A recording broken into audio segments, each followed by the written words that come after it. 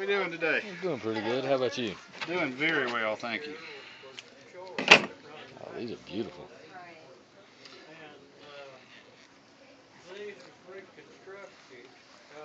You use just tulip poplar bark, or you use? That's primarily what I use. You can use other bark. You can use hickory, basswood, butternut, box elder. They all work well. I use primarily poplar because I actually grow these trees to do this with. And it's easier to harvest right outside my back door rather than having to go look for it somewhere, you know. So I would think the bark comes off a little bit easier too. It all comes off pretty easily at the right time of year.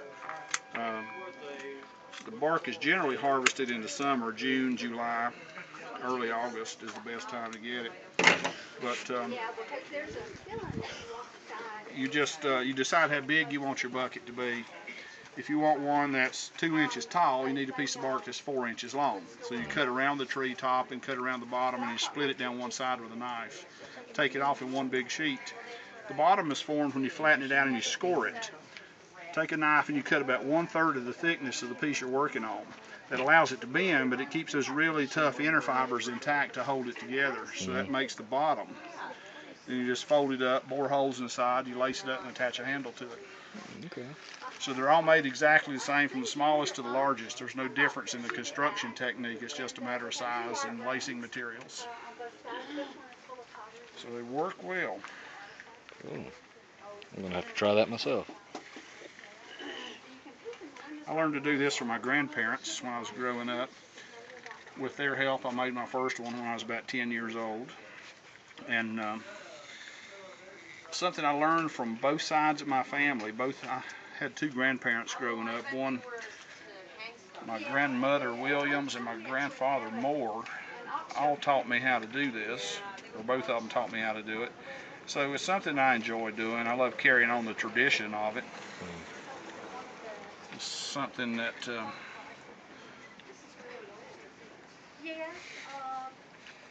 that's just a lot of fun for me to do anyway. I've been making them now for about 40 years, I suppose. So.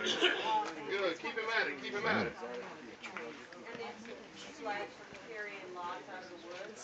Looks like it might be something that's fairly easy to make as far as time and.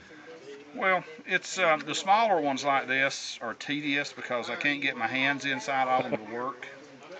And the bark is very tender. If you pull on it too much, it tears. Oh, okay. So you have to be really careful. The bigger ones are easier because I can get my hands inside of them, and the bark's a lot tougher. It's more resilient as far as not tearing up, you know, while you're working on it and whatnot. So.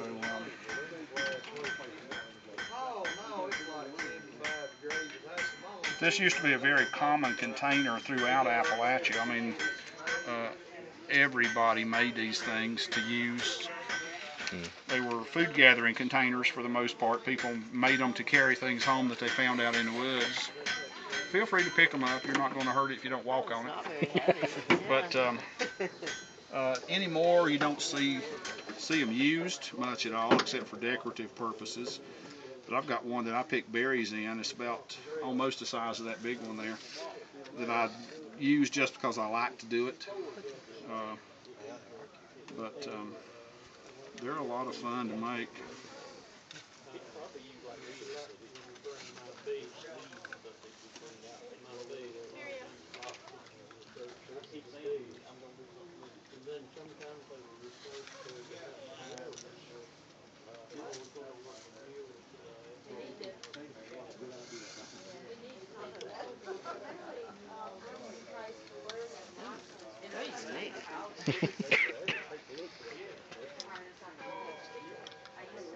But it doesn't take very long to make one, depending on how you want to make it. My grandfather called these fancy buckets that I make because of the X pattern and the lacing and the wooden handles, and just, you know, taking time to thin down the bark to make the lacing with and whatnot. He didn't do that. My grandpa made them. He would make a big one, of course, to use out in the woods. His would have maybe 2 lacings on each side and a strip of bark for a handle. He'd pick his berries, take them home, and then throw it away. It wasn't something that they normally kept around for a long period of time. Right. I mean, he may keep it the rest of the summer just to pick more berries or whatnot in, but they generally ended up in the brush pile or the fireplace. You know, so they were, again, just utilitarian containers that they made out of necessity, basically. So, but you never see two that look exactly alike. Even from the same tree, the bark looks different. As the tree gets older, the bark gets thicker, and the striations in the bark get deeper and more prominent looking. The younger the tree, you can still see those striations in that, but they're just very shallow little grooves and whatnot. So, but the bark is naturally water resistant, naturally bug resistant. As long as you keep them relatively dry, they'll last forever. They really will. There's one in a museum over next to Bryson City that supposedly is over 200 years old. So That's impressive. Very long lifespan. The poplar bark, along with the other barks that I mentioned, have long stringy fibers. That's what allows you to do this type of work. Bending those 90-degree angles doesn't work with other bark because the fibers are so short, like your maples and your oaks and whatnot. It tends to break into little chunks. So the poplar is my favorite simply because it's so plentiful where I grow these trees. I can just step out my backyard and harvest what I need without having to go look for it and worry about disturbing anybody else or whatnot. So definitely something to be said for convenience. Oh, that's true, you know. I put an inner and an outer rim on all of my buckets, even these little small ones, just to maintain the shape of the top. When bark dries, it tends to curl in on itself. And the buckets will do the same thing if you don't put something in there rigid to keep the top of it open. So I'll put an inner rim and an outer rim just to maintain the shape. That's the only thing it's for. It's not absolutely necessary, but I like to do that. Make them look good. I mean, people buy them nowadays and use them for decorative purposes mainly. These small ones that I'm making today are Christmas ornaments. That's what I sell them for. A lot of people buy them just to hang on their Christmas tree, something different, you know. And they work really well. What is but the big ones are these small ones I'm lacing with basket reed. I bought this at the craft store. It's just some round basket reed. The bigger ones are all laced with bark. The bark would have to be so small on these little tiny ones that it tends to tear in two, and I really can't use it too well. So the reed simply works better for this application.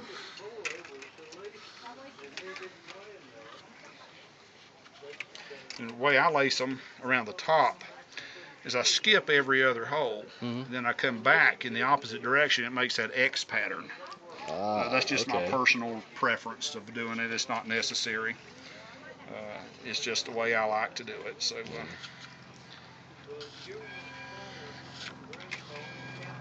How much are your small ones? They're $10. That's not bad. And then the bigger ones, of course, the bigger you go, the more expensive they get. More work in them. Oh, yeah. Airplane railroad, huh? What? An airplane's going right over us. Yeah.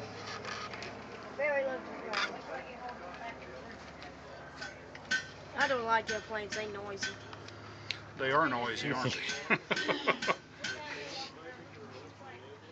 Coming from someone who gets really loud when he's playing. Hey, listen, boys are supposed to do that. My son does, for sure. He's about grown. My youngest child is my son, and he's 16, and still gets loud. I'm sure I did the same thing. My grandmother told me one time, I was really giving her a hard time about something one day, and she said, when you grow up, I hope you have a son that's just like you. Well, I think it came to pass. I think every parent says that. Yeah.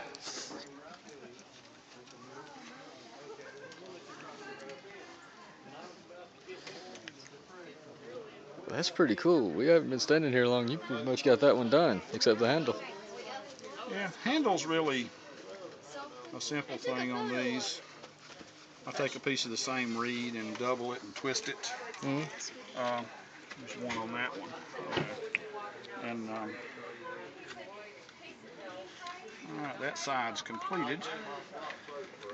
Except for tying it off, what I'll do is come over back through that one hole. The thing about this reed and the bark, once it dries, it'll maintain the shape you put it in. It's very, gets very rigid and very tight.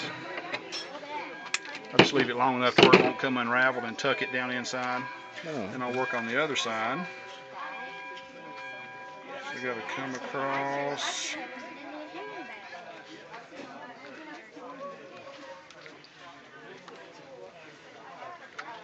Need to come up under that one. Just run it in the right direction. And again, that's just to make it look good. It's not necessary as far as being a usable container. It really doesn't matter what it looks like as long as it serves the purpose. But I like to make them look uniform. And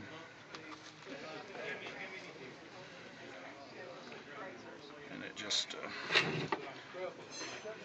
That actually looks like a face. Oh, the curled end of that bark? Yeah, 2 eyes and a mouth and a nose. Yeah, you'll never see two that look exactly alike either. They're all different. They all look different.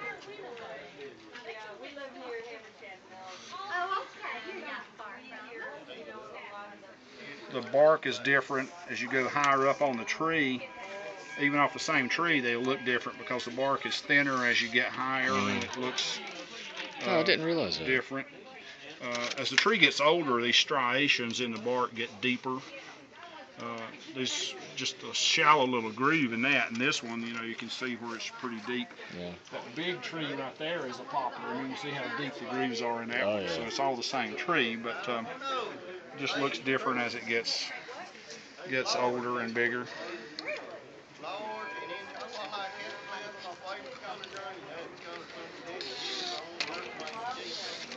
So is there certain things you should look for when you're collecting your bark that you should avoid that might cause problems? Well, no. I try to leave the knots. I incorporate those into my work, as much as possible. Okay. Now, if the tree's been struck by lightning or something like that, and poplars are notorious as lightning strike trees, I'd try to avoid those because the bark's just a lot harder to work with and whatnot. But other than that, no, they all work out pretty well. Okay. Usually not a problem. What's that? What's that? Looks like a little basket, buddy. If I could quit taking it apart with my shirt sleeve, it'd be good.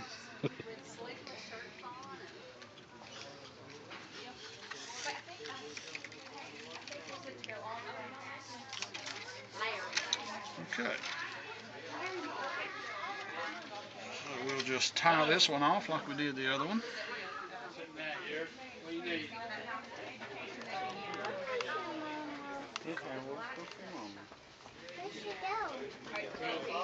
I'm just glad to be up and walking around.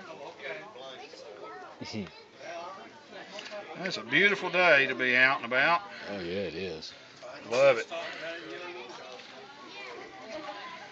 I can't wait to fish.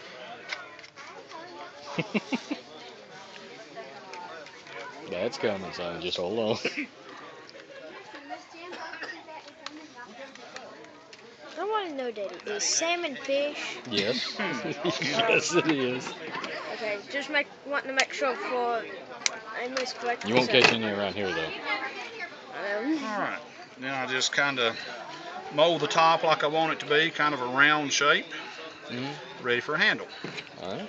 Handle was simple. Just take a piece of the same material I laced it with. One of these small ones, don't worry about fastening it permanent. It's not going anywhere, and there's not going to be any weight in it. So I just take a piece of that, twist it up, pull it tight, kind of maintain its twist. tie a knot in the other end.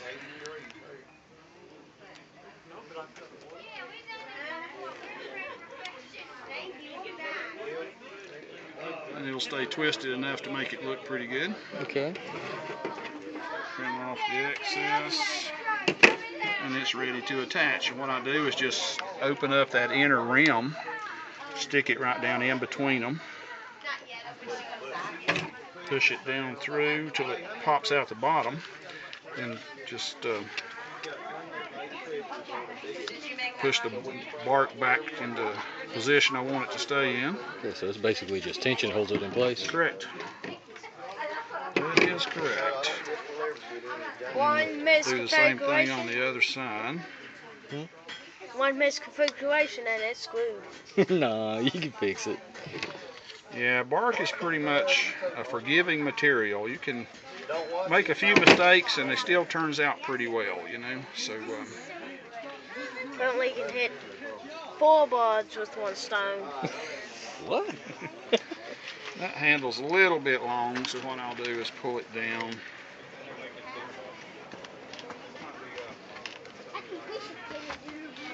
Just tie another knot in it. Cut that off.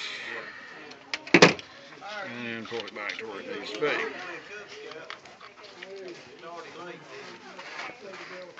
Man, Nice. that's strong.